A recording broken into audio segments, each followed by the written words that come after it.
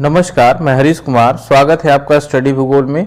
आज मैं यूपीएचईएससी assistant professor भूगोल का आंसर की लेकर आया हूं। क्वेश्चन नंबर 31, अल नीनो के संदर्भ में निम्नलिखित कथनों में कौन सा सही है? पहला कथन है अल नीनो एक ठंडी समुद्री धारा है। दूसरा कथन है यह दिसंबर माह में क्रिसमस के आसपास प्रशांत महासागर में पेरू तट पर प्रकट होती है। दूसरा कथन हमारा सही है, पहला गलत है। अल नीनो एक गर्म समुद्री धारा है। इस प्रकार हमारा उत्तर बी होगा, केवल 2। अगला प्रश्न, निम्नलिखित में कौन सी मृदा पोटाश में समृद्ध है लेकिन फास्फोरस की कमी होती है? इसका उत्तर ए है, काली मृदा।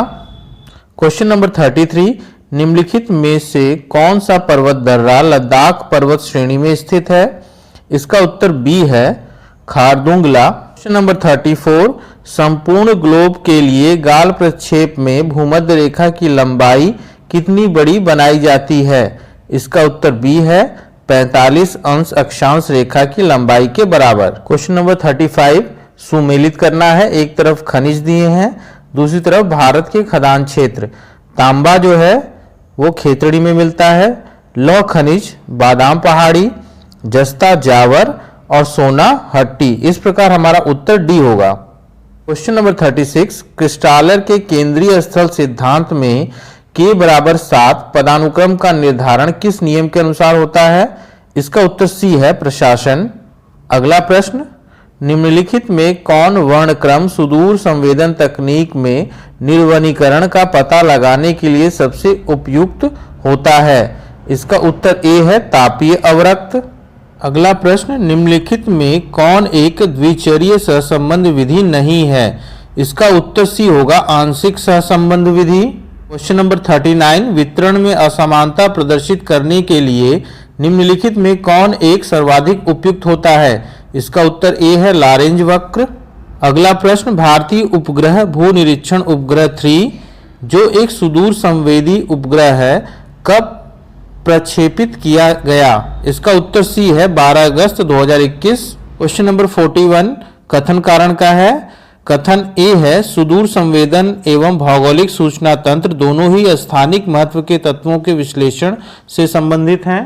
और कारण है, सुदूर संवेदन और भौगोलिक सूचना तंत्र स्थानिक आंकड़ों के महत्वपूर्ण स्रोत हैं। कथन और कारण दोनों ही सत्य हैं और इसकी व्याख्या कर रहा है। ए हमारा उत्तर होगा, ए और आर दोनों सत्य है और आर ए की सही व्याख्या करता है। अगला प्रश्न, कार्टोग्राफी के निम्नलिखित विधियों में से किस में अंतर्वेशन का प्रयोग किया जाता है? इसका उत्तर बी है, समान रेखा विधि। क्वेश्चन नंबर 43, निम्नलिखित में से कौन एक संभाव्य प्रतिचयन हेतु प्रतिचयन तकनीक का सही क्रम है? इसका उत्तर बी है, दैव स्तरीकृत क्रमबद्ध गुच्छित। क्वेश्चन नंबर 44, कथन कारण का है। कथन ए, गतिमान बर्फ का वेग क्षेत्र की ढाल प्रवणता तथा हिमानी के बर्फ की मोटाई के साथ बढ़ता जाता है।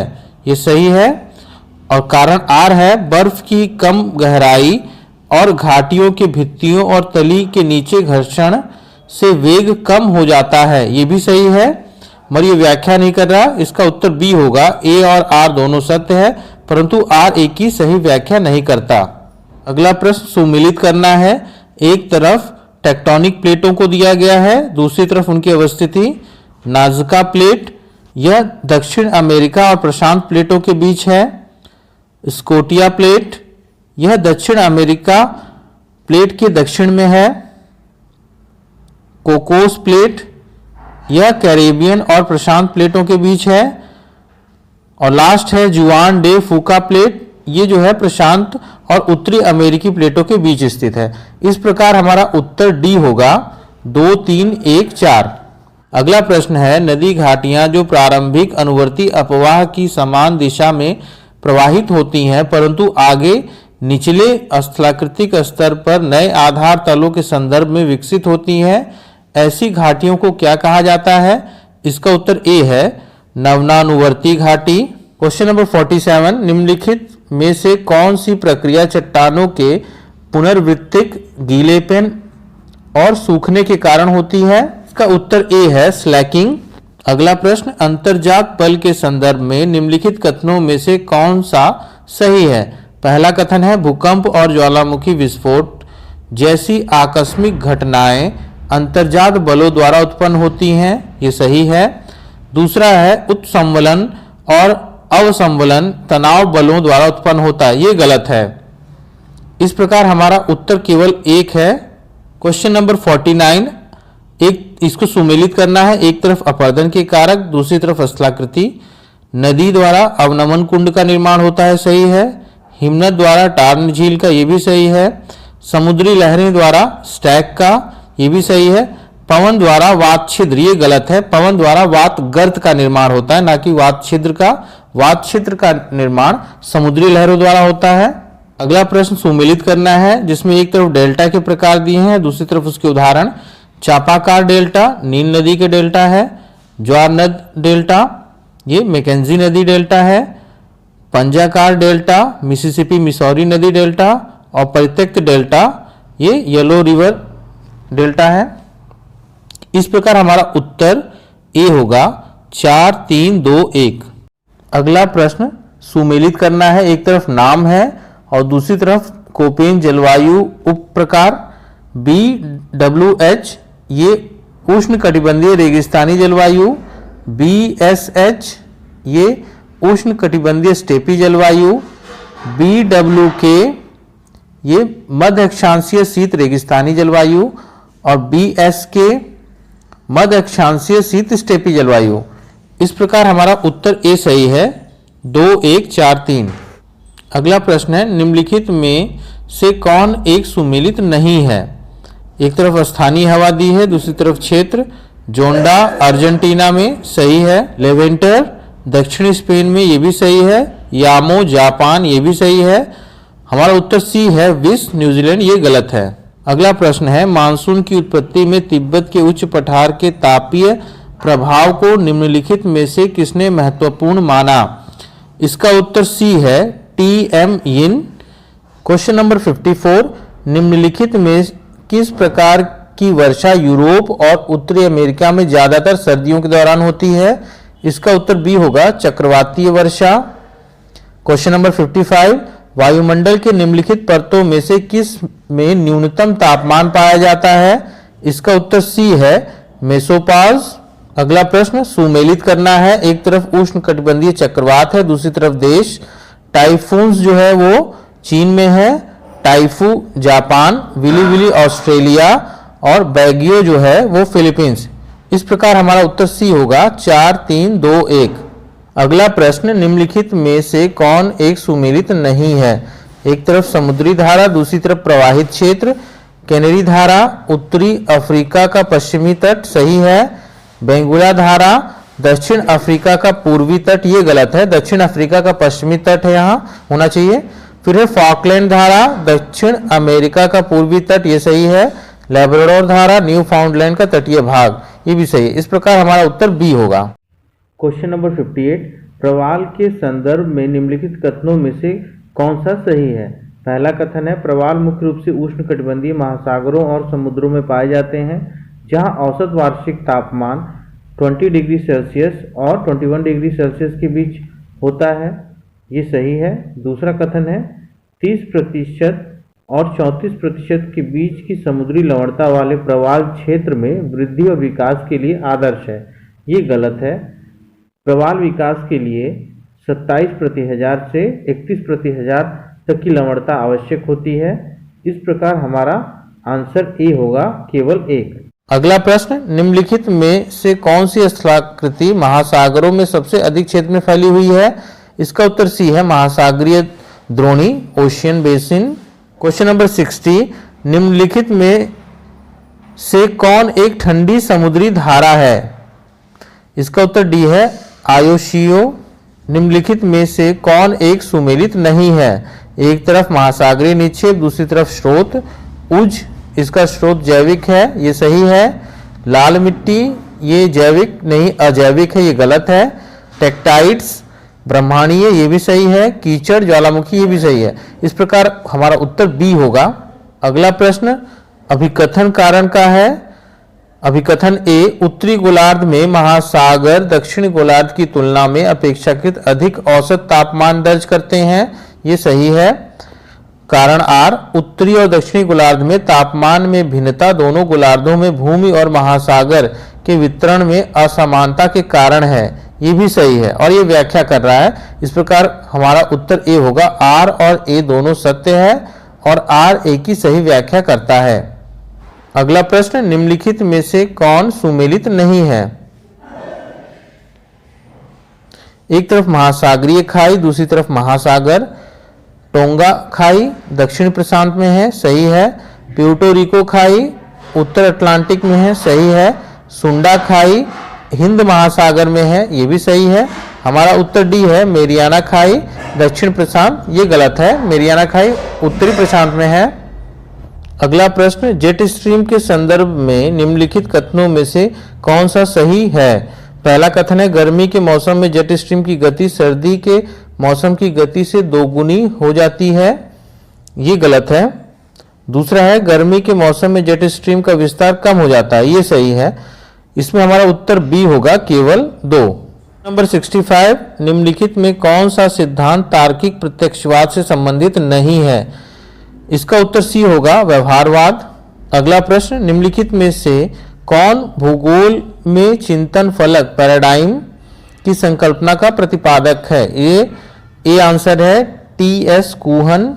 क्वेश्चन नंबर 67, निम्नलिखित में से किसने भूगोल में उत्तर आधुनिकतावाद के विकास में योगदान दिया? इसका उत्तर डी है, एडवर्ड सोजा। अगला प्रश्न सुमेलित करना है, एक तरफ पुस्तक है दूसरी तरफ उसके लेखक। अर्डकुंडे कार्ल रीटर, जियोग्राफिया जर्नलिस वरेनियस, एंथ्रोपोजियोग्राफी रेडजेल और कॉस्मोस जो है वो हम्बोल्ट की है। इस प्रकार हमारा उत्तर ए होगा, 4, 3, 2, 1। अगला प्रश्न, 1969 में निम्नलिखित पत्रिकाओं में किसके प्रकाशन के साथ भूगोल का प्रमुख चिंतन फलक मानवता परक भूगोल हो गया? इसका उत्तर बी है, एंडीपोड।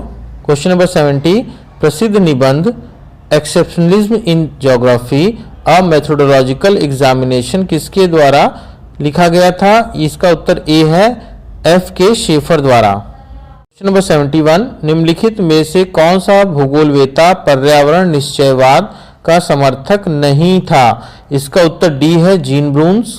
क्वेश्चन नंबर 72, निम्नलिखित विद्वानों में से किसने नगर विकास की 7 अवस्थाओं को प्रस्तुत किया? इसका उत्तर सी है, ग्रिफिथ टेलर। अगला प्रश्न, भारत में स्मार्ट सिटी मिशन की शुरुआत कब की गई? ये 2015 में। क्वेश्चन नंबर 74, जीवन शैली के रूप में नगरीकरण की अवधारणा किसने विकसित की? इसका उत्तर ए है, लुईस विर्थ। क्वेश्चन नंबर 75, संयुक्त राष्ट्र के आकलन के अनुसार निम्नलिखित देशों में किसमें जनसंख्या की वार्षिक वृद्धि दर 2015-20 में सर्वोच्च थी? इसका उत्तर बी होगा, इक्वेटोरियल गिनी। क्वेश्चन नंबर 76, खुरदरा गुरुत्वाकर्षण के नियम का प्रतिपादन किया गया? इसका उत्तर ए है, डब्ल्यू.जे. रेली द्वारा। क्वेश्चन नंबर 77, सुमेलित करना है, एक तरफ संकल्पना है दूसरी तरफ उसके प्रतिपादक। नगर प्रदेश ये डिकिंसन की है। अमलैंड आंद्रे एलेक्स। पृष्ठ प्रदेश ग्रीन। नगरीय क्षेत्र स्मिल्स। इस प्रकार हमारा उत्तर जो होगा वो बी होगा, 1, 2, 3, 4। अगला प्रश्न है, शुष्क स्थल अधिवास एक ऐसे स्थान पर स्थित मानव अधिवास है जो, इसका उत्तर सी है, बाढ़ प्रवण क्षेत्र में बाढ़ उन्मुख न हो।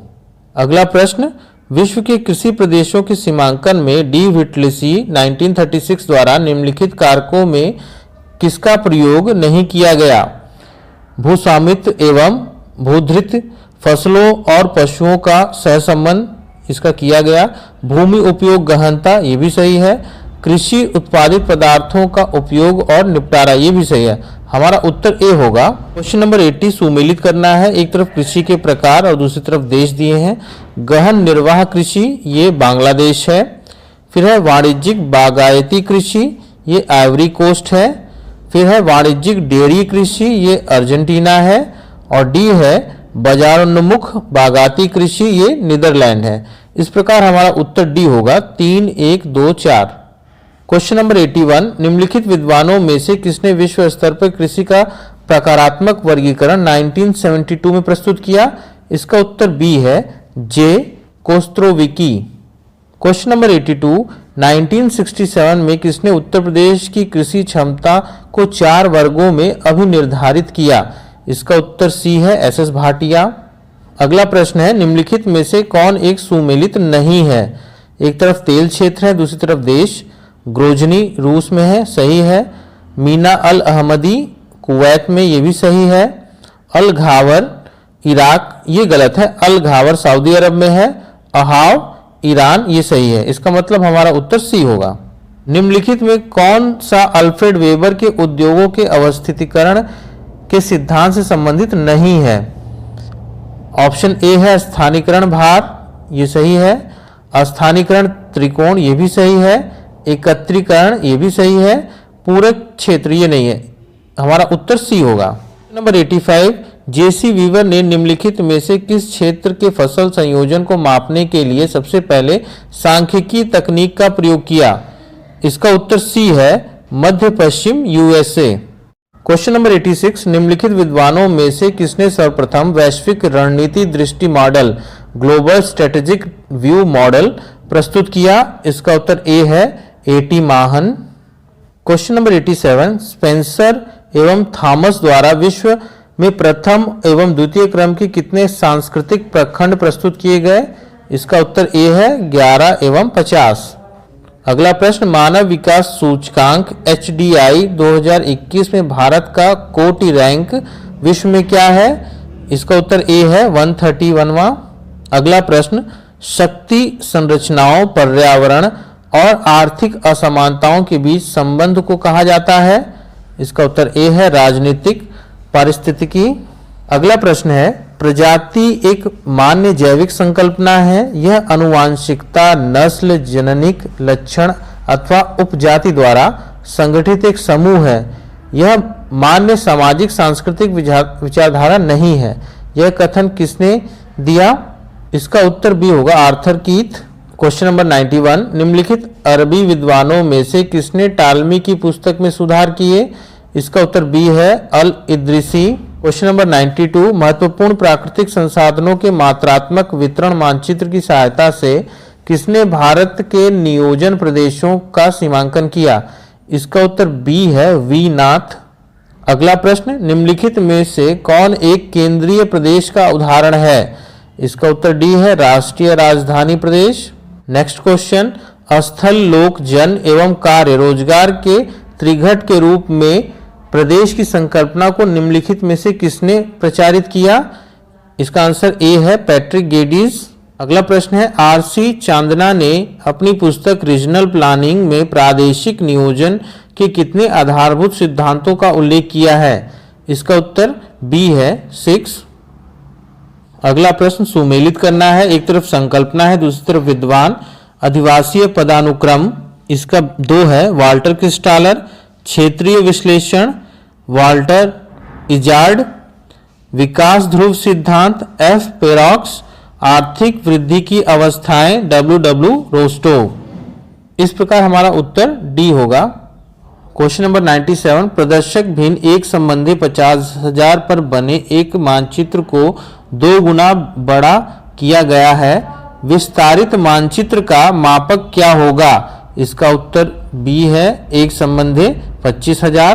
क्वेश्चन नंबर 98, प्रादेशिक नियोजन को अधिनगरीय क्षेत्र में गतिविधियों के व्यवस्थापन में सामाजिक उद्देश्यों को तैयार करने एवं स्पष्टीकरण की प्रक्रियाओं के रूप में किसने परिभाषित किया? इसका उत्तर बी होगा, लॉयड राडविन। अगला प्रश्न है, निम्नलिखित में कौन सुमेलित नहीं है? एक तरफ जनजातीय समुदाय, दूसरी तरफ क्षेत्र।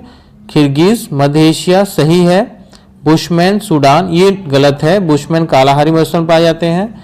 मसाई पूर्वी अफ्रीका का सवाना घास प्रदेश, ये भी सही है। पिग्मी कांगो बेसिन, ये भी सही है। इस प्रकार हमारा उत्तर बी होगा। अंतिम प्रश्न है, सुमेलित करना है। एक तरफ झील है, दूसरी तरफ भारत में अवस्थित है। साला झील अरुणाचल प्रदेश, चंदूबी झील असम, भृगु झील हिमाचल प्रदेश और उमियम झील जो है वो मेघालय में है। इस प्रकार हमारा उत्तर ए होगा 4 3 2 1। ये था यूपीएचईएससी असिस्टेंट प्रोफेसर भूगोल का आंसर की। संशोधित उत्तर कमेंट बॉक्स में लिख दिया जाएगा। तो मिलते हैं अगले वीडियो में, तब तक के लिए धन्यवाद।